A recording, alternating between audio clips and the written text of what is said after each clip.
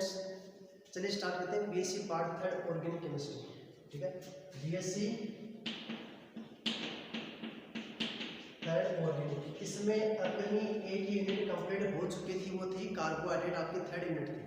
ठीक है, अभी इसमें यूनिट एस स्टार्ट करते हैं, एनएमआर स्पेक्ट्रोस्कोपी। कौन सी यूनिट आपकी? Unit test NMR spectroscopy. अब देखिए एनएमआर स्पेक्ट्रोस्कोपी कौन सी रीजन में आती है, अब सिंपल ही पढ़ेंगे, ज़्यादा नहीं पढ़ना इसमें। ठीक है, एक तो इसका रीजन देखिए, रीजन कौन सा होता है इसका? रेडियो वेव या रेडियो फ्रीक्वेंसी। इस रीजन में क्या है, ये आपकी एनएमआर स्पेक्ट्रोस्कोपी है। इसमें होता क्या है, इसमें क्या होगा? न्यूक्लियर रेजोनेंस होगा, न्यूक्लियर रेजोनेंस, नाभिकीय अनुनाद। क्या होगा इसमें? नाभिकीय अनुनाद।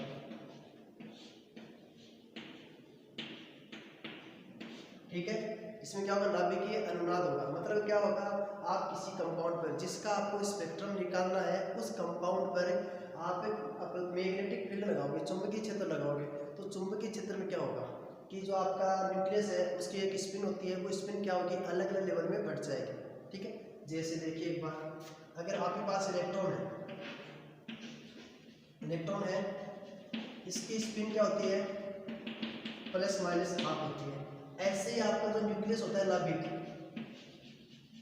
न्यूक्लियस की भी स्पिन होती है, वो कितनी होती है? Plus minus half. ठीक है, देखिए इसका कंसेप्ट समझिए एनएमआर का। ठीक है, बाकी बाद में बात करेंगे कौन कौन से टॉपिक पढ़ने, कितने पढ़ने। ठीक है, न्यूक्लियर स्पिन है, इसकी प्लस माइनस हाफ होती है। जब आप क्या करोगे किसी न्यूक्लियस पर, ठीक है, ये कोई न्यूक्लियस है, एक मिनट रखिए, देखो कोई नाभिक आपके पास, ये आपने लगाया यहाँ पर चुंबकीय क्षेत्र, के साउथ पोल हो गया, ये इसका नॉर्थ पोल हो गया। यहाँ पर आपने चुंबकीय क्षेत्र लगा दिया, ये आपका अप्लाइड मैग्नेटिक फील्ड है। अब इसमें किसी कंपाउंड को आप रखोगे तो उस न्यूक्लियस की स्पिन होगी। अब उसकी न्यूक्लियस की स्पिन हो सकता है इस फील्ड की डायरेक्शन में हो जाए, इसके अलाइनमेंट हो जाए इसकी डायरेक्शन में। ठीक है, एक हो जाए इसकी अपोजिट डायरेक्शन में। ठीक है, तो क्या होगा? देखो ये मान लो स्पाइरिंग न्यूक्लियस आपका, ठीक है, ये रोटेट कर रहा है, स्पिन मोशन कर रहा है। ठीक है, एक ये कर रहा है। ठीक है, अब इसका मान लो यहाँ पर हो गया आपका साउथ, इसका नॉर्थ, इसका नॉर्थ और इसका साउथ। देखिए कोई भी स्पाइनिंग जो न्यूक्लियस होता है, स्पाइनिंग न्यूक्लियस जो घूमने वाला अपनी एक्सिस पर रोटेट कर रहा है, कोई न्यूक्लियस, कोई स्पिन न्यूक्लियस होगा, वो एक बार मैग्नेट की तरह, लिटिल मैग्नेट की तरह, छोटी चुंबक की बात क्या करेगा? व्यवहार करेगा। ठीक है, ये हो गया आपका स्पिन हो गई इसकी न्यूक्लियस की, ये आपका अप्लाइड मैग्नेटिक फील्ड हो गया। अब हो सकता है ये इसकी डायरेक्शन हो गया, इसकी अपोजिट डायरेक्शन हो गया। ठीक है, तो क्या होगा? न्यूक्लियस की स्पिन क्या आपकी यहाँ पर? Plus minus half. ठीक है, वो क्या होगी? दो लेवल में बढ़ जाएगी, एक हो गया आपकी प्लस हाफ और दूसरी हो गया आपकी माइनस हाफ। इसे बोलते हैं एल्फा ओरिएंटेशन, ये हो गया आपका बीटा ओरिएंटेशन। ठीक है, और इनके बीच का एनर्जी गैप क्या हो गया आपका? डेल्टा। ठीक है, होता क्या है, जब आप किसी पदार्थ पर, किसी सैंपल पर, किसी न्यूक्लियस पर मैग्नेटिक फील्ड लगाओगे तो उस न्यूक्लियस की स्पिन क्या होती है? दो एनर्जी लेवल में डिवाइड हो जाती है।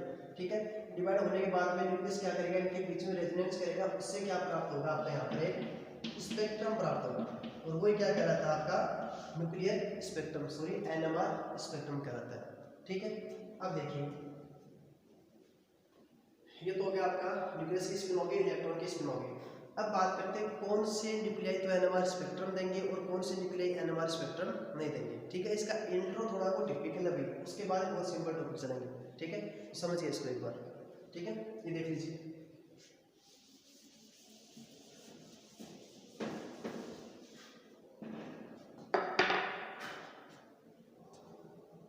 अब देखो, अब इसमें आपको कौन कौन से टॉपिक पढ़ने हो देखो। एक पढ़ोगे आप इसका इंट्रो हो गया, दूसरा पढ़ोगे इसमें आप थ्योरी ऑफ एनएमआर, एनएमआर का सिद्धांत क्या है? Theory of NMR. ठीक है, उसके बाद में पढ़ोगे स्पिन स्प्लिटिंग या कपलिंग। ठीक है, एक पढ़ोगे इसमें नंबर ऑफ सिग्नल, ये इंपॉर्टेंट है भाई, यहाँ से आपका क्वेश्चन आता है हर बार। Number of signals. एक पढ़ोगे यहाँ पर आप केमिकल शिफ्ट, रासायनिक शिफ्ट, केमिकल शिफ्ट। एक पढ़ोगे केमिकली इक्विवेलेंट और एक मैग्नेटिकली इक्विवेलेंट प्रोटॉन या न्यूक्लियन। रासायनिक तुल्य और चुंबकीय तुल्य प्रोटॉन या न्यूक्लियन। केमिकली एंड मैग्नेटिकली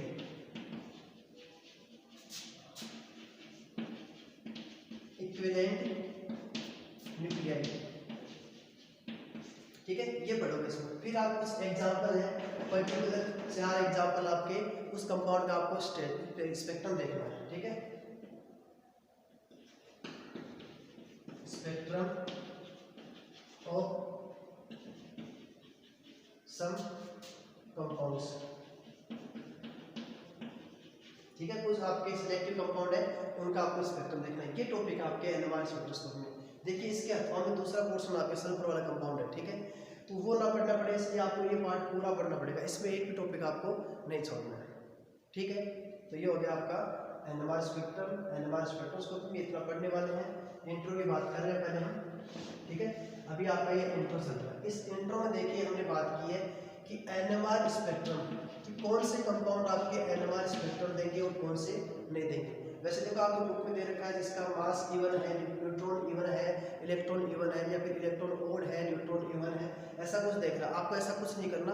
आप बस एक बात याद रखना, वे कंपाउंड जिनकी स्पिन क्या होती है, नॉट इक्वल टू जीरो, जिनकी स्पिन आपकी जीरो नहीं होती, चाहे हाफ हो सकती है, 3/2 हो सकती है, 1 हो सकती है, 5/2 हो सकती है, 7/2 हो सकती है, वो क्या होंगे आपके एनएमआर एक्टिव न्यूक्लियन होंगे। वो क्या होंगे आपके एनएमआर एक्टिव न्यूक्लियन। वो क्या देंगे, एनएमआर सिग्नल देंगे।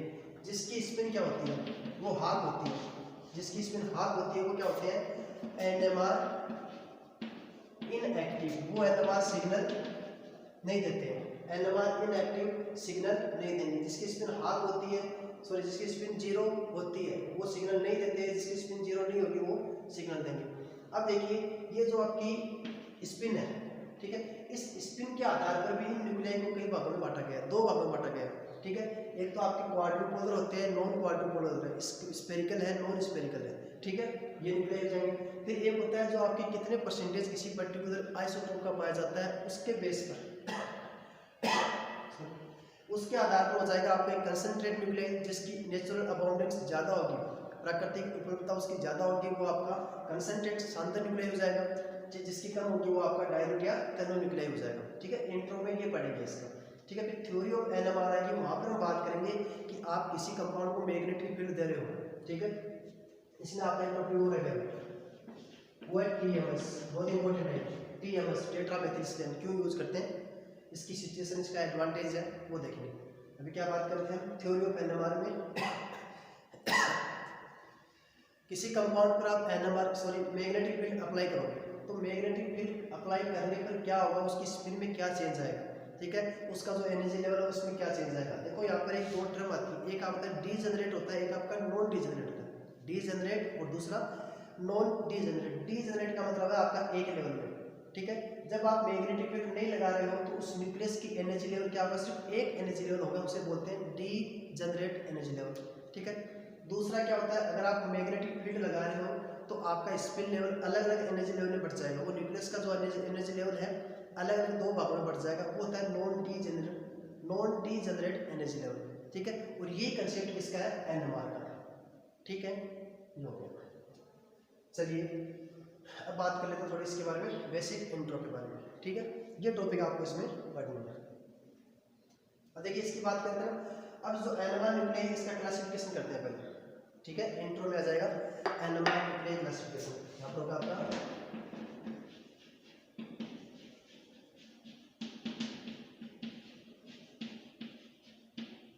जितनी आपकी क्लास होती है साथ साथ में आपको पीडीएफ मिल जाएंगे, तो साथ साथ इसको नोट करते रहना। लिखाऊंगा नहीं, लिखाऊंगा कम, आपको समझाऊंगा यहाँ पर, तो आप नोट करते रहना पीडीएफ से। ठीक है, चलिए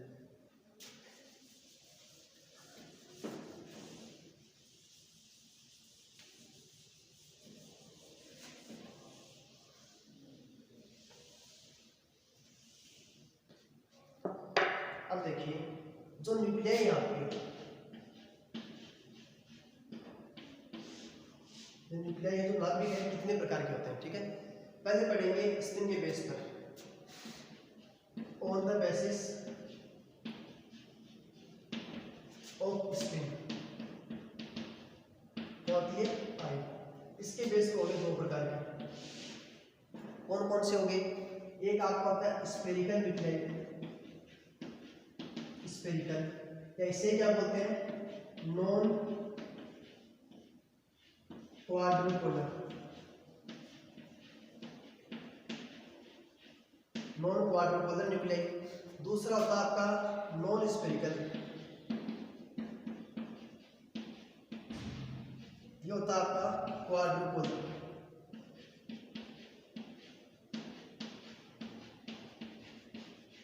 क्वाड्रुपोलर न्यूक्लियाई, ठीक है। अब देखो क्या डिफरेंस होता है दोनों में। इसकी स्पिन क्या होती है, हाफ होती है, ये स्पिन हाफ होती है। इसके बेस पे क्या नाम दिया इसको, स्फेरिकल न्यूक्लियाई। इसकी स्पिन क्या होती है, हाफ से ज़्यादा होती है, मतलब वो एक भी हो सकती है, दो भी हो सकती है, तीन भी हो सकती है, या 3/2 हो सकती है, 5/2 हो सकती है, 7/2 हो सकती है। हाफ नहीं होती और जीरो नहीं होती, ठीक है। जिसकी जीरो होती है वो तो क्या होगा आपका NMR इनएक्टिव, और ये दोनों क्या होते हैं NMR एक्टिव होते हैं, दोनों क्या देते हैं, सिग्नल देते हैं, ठीक है। अब इसका जो सिग्नल है, इसका सिग्नल जो आता है वो क्लियर आता है, इसके सिग्नल में क्लियर एंड शार्प पीक आती है, शार्प पीक आती है, तीक्ष्ण ऐसे पीक आएगी, ये ऐसे क्लियर एंड शार्प पीक आएगी। इसके सिग्नल की जब बात करेंगे वो क्या होगा, ब्रॉड बैंड आएगा, ब्रॉड बैंड आएगा, क्लियर पीक नहीं, ऐसे आएगा सिग्नल इसका, ऐसे आएगा, ब्रॉड बैंड आएगा, साथ नहीं आएगा, ठीक है। इसका कारण क्या है, क्लियर एंड शार्प पीक आने का कारण क्या है, इसका हाई रिलैक्सेशन टाइम होगा, हाई रिलैक्सेशन टाइम क्या होगा, इसका हाई रिलैक्सेशन टाइम। इसका क्या होगा, लेस या लो रिलैक्सेशन टाइम।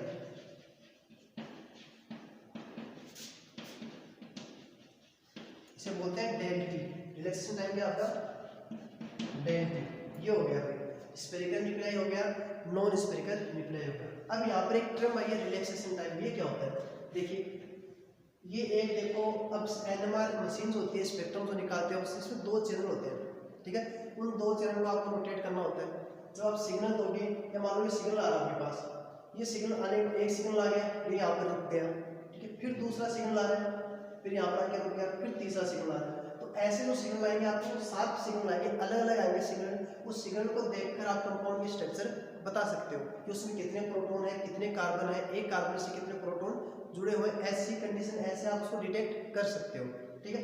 लेकिन देखिए ये होता है किसी कारण, जब डेल टी क्या होता है आपका, हाई होता है, हाई रिलैक्सेशन टाइम। रिलैक्सेशन का मतलब क्या हुआ, यहाँ जो सिग्नल आया, फिर दूसरा सिग्नल आने से पहले इसने थोड़ा रेस्ट किया, इसको थोड़ा आराम मिला, उसके बाद दूसरा सिग्नल आएगा, ठीक है। तो ये होता है हाई रिलैक्सेशन टाइम। किसमें होता है ये, जिसकी स्पिन हाफ होती है, ठीक है। दूसरा हो गया आपका जिसका रिलैक्सेशन टाइम क्या होगा, डेल टी क्या होगा आपका, कम होगा। उसमें क्या होगा, देखो यहाँ जो सिग्नल आएगा, फिर यहाँ पर देखिए इसके पास रिलैक्सेशन टाइम नहीं है, ये क्या करेगा, सिग्नल यहाँ बैंड पूरा नीचे आने से पहले क्या होगा, वापस सिग्नल आएगा, इसका नीचे आने से पहले वापस क्या आएगा, सिग्नल आएगा, फिर यहाँ पर आएगा।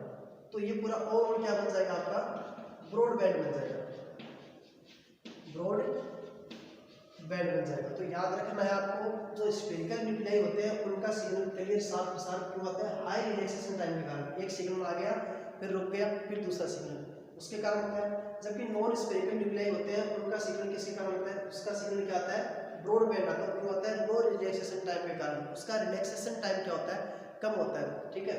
सिग्नल पे सिग्नल आता जाता लगातार, ठीक है। तो ओवरऑल क्या मिलेगा आपको, ब्रॉड सिग्नल, ठीक है। इसका एग्जाम्पल क्या है, इसकी स्पिन क्या होती है, I = 1 होती है, ड्यूटेरियम होती है, फिर बोरोन होता है, ठीक है। ये दो एग्जाम्पल याद रख लेना। अब इसमें आगे बात करेंगे, इसको दो भागों में डिवाइड करेंगे, एक होगा कंसंट्रेट, एक होगा डाइल्यूट, ठीक है। इस स्फेरिकल न्यूक्लियाई की बात करेंगे। ये हो गया इतना, इसको देख लीजिए एक बार, देख लो यहाँ पर नई टर्म आई है रिलैक्सेशन टाइम। रिलैक्सेशन टाइम क्या होता है, ठीक है, एक सिग्नल आने के बाद दूसरे दो सिग्नल के बीच की जो टाइम होता है उसे बोलते हैं रिलैक्सेशन टाइम। वो जितना ज़्यादा होगा रिलैक्सेशन टाइम, सिग्नल उतना ही क्या होगा आपका क्लियर आएगा, लेकिन उसमें टाइम ज़्यादा लगेगा। ठीक है, चलिए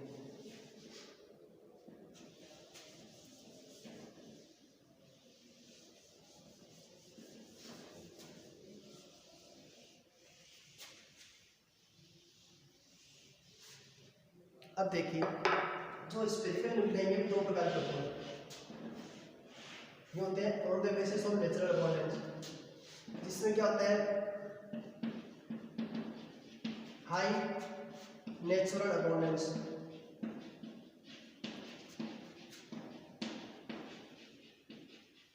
दूसरा होता है लो नेचुरल अबंडेंस।